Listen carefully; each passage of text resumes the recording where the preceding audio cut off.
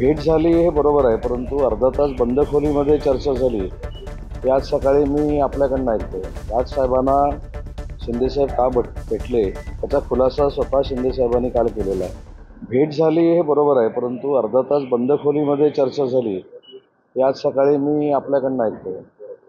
मला असं वाटतं की काल राजसाहेबांना शिंदेसाहेब का भेटले त्याचा खुलासा स्वतः शिंदेसाहेबांनी काल केलेला आहे. विधानसभेच्या निवडणुकीनंतर अनेक वेळा भेटण्याची चर्चा सुरू होती आणि काल भेटल्यानंतर स्नेहभोजनाचं त्यांना निमंत्रण होतं आणि त्यांनी स्वतः सांगितलं, मी देखील त्याचा साक्षीदार आहे, की जवळजवळ 1 ते 1.5 तास शिवसेनेच्या प्रवासावर आणि वंदनीय बाळासाहेबांच्या पूर्वीच्या सगळ्या कार्यप्रणालीवर त्या दोघांनी मिळून चर्चा केली. त्याच्यामध्ये कुठेही राजकीय चर्चा मी तिथं असताना तरी झाली नाही आणि सुरुवातीपासून शेवटपर्यंत मी त्या ठिकाणी होतो आणि म्हणून बंद खोलीत चर्चा झाली, 4 भिंतीच्या आत चर्चा झाली असं कुठेही झालं नाही. काल जी चर्चा झाली त्या चर्चेमध्ये मनसेचे 3 नेते होते, त्याच्यामध्ये अमेय खोपकर होते, संदीप देशपांडे होते आणि अभिजित पानसे होते आणि मी देखील तिथे एका कार्यक्रमाला मुंबईत असल्यामुळं मला साहेबांच्या आदेशानं तिथं जावं लागलं. पण कुठेही अशी गोपनीय आणि काही चर्चा झाली नाही, राजकीय कुठलीच चर्चा झाली नाही. गेल्या अनेक दिवसांपासून मनसेची नाराजी वगैरे हे सगळ्या चर्चा सुरू होत्या. कुठेतरी आता निवडणुकीच्या पार्श्वभूमीवर काहीतरी सकारात्मक पहिली गोष्ट अशी आहे की राजकीय नाराजी असेल किंवा राजकीय गोष्टी असतील, हा कालच्या भेटीचा साहेबांचा भागच नव्हता. त्यांचे पूर्वीपासून जे संबंध राजसाहेबांबरोबर होते ना, राजसाहेबांचे त्यांच्याबरोबरचे होते. त्यामुळे विधानसभेच्या निवडणुकीनंतर त्यांना भेटायचं होतं आणि काल तो योग जुळून आला. त्याच्यामुळं काही लोकांनी सांगितलं की मंगळवार होता, गणपतीचा वार होता, म्हणून साहेबांनी ती योग जुळवून आणला किंवा राजसाहेबांनी जुळवून आणला. कुठेही राजकीय चर्चा झाली नाही आणि भविष्यामध्ये राजकीय चर्चा दोघांना जर करायची असेल तर तुम्हाला सगळ्यांना सांगून करतील. दुसरी महत्त्वाची गोष्ट काल साहेबांनी सांगितली ती म्हणजे आमची महायुती आहे. शिवसेना आणि भाजपची युती ही अवैध आहे. त्याच्यामुळे कुठेही शंकासूत्र त्यांच्याकडनं अशा गोष्टी होऊ नयेत की आम्ही काही वेगळ्या गोष्टीसाठी भेटलो. कुठेही राजकीय चर्चा झाली नाही. महायुती ही अभेद्य आहे.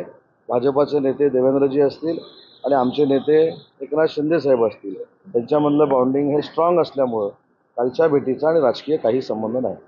ठाकरे गटाचा आज नाशिकमध्ये मोठा मेळावा होता, पहिलाच मेळावा होता. शिवसेना युबीटीचा जो नाशिकचा निर्धार की निश्चय मिळावा असा आहे. प्रत्येक लहान मोठ्या पक्षाला स्वतःचा पक्ष वाढवण्याचा अधिकार लोकशाहीनं दिलेला आहे आणि म्हणून त्याचा एक भाग म्हणून तिथे ते मेळावे करतील, पुन्हा एकदा शिंदेसाहेबांची बदनामी करतील, पुन्हा एकदा शिंदेसाहेबांना वाटेल ते बोलतील. पण त्याचा काडीमात्रही परिणाम शिंदेसाहेबांवर आणि वंदनीय बाळासाहेबांच्या विचाराच्या शिवसेनेवर होणार नाही. उलट अशा पद्धतीची जी टीका टिप्पणी झाली आहे त्याच्यापेक्षा माननीय एकनाथ शिंदेसाहेबांचं वलय हे महाराष्ट्रामध्ये अजून विकसित होईल. त्याच्यामुळं त्या मेळाव्याला त्यांनी काय बोलावं हा त्यांचा जरी प्रश्न असला तरी एक कलमी ते फक्त आमच्यावर टीका करतील हे आम्हाला आजच सकाळी सांगतो, संध्याकाळी सभा असली तरी. ज्या पद्धतीने एकनाथ शिंदे बाहेर पडत आहेत, सभांना प्रतिसाद मिळतो, दुसरीकडे ठाकरे गटात गळती सुरू होते, त्यामुळे ही गळती थांबवण्यासाठी कुठेतरी आता मातोश्री बाहेर पडतात अशी चर्चा. नाही, आपण किती ठिकाणी ठिगळं लावणार आहोत. मला असं वाटतं की एक ठिकाणी जर ठिगळ लावायचं असेल तर आपण समजू शकतो. दररोज शिंदेसाहेबांच्या नेतृत्वाखाली प्रवेश सुरू आहे, दररोज. हे मी ठामपणानं सांगतो आणि याच्या पुढे देखील सांगतो की अनेक महाविकास आघाडीचे नेते हे साहेबांच्या संपर्कामध्ये आहेत आणि ते भविष्यामध्ये तुम्हाला शिवसेना या पक्षामध्ये शिंदेसाहेबांचं नेतृत्व स्वीकारतील हे मी खात्रीलायक सांगतो. नागपूर हिंसाचाराच्या घटनेचा जो बहीण आरोपी होता, महानगरपालिका आयुक्तांना हायकोर्टात दुःशक्त माफी मागावी. मला असं वाटतं की ती जी काही त्यावेळेची प्रोसेस होती ती महानगरपालिका असेल किंवा तिथली स्थानिक स्वराज्य संस्था यांनी केलेली होती.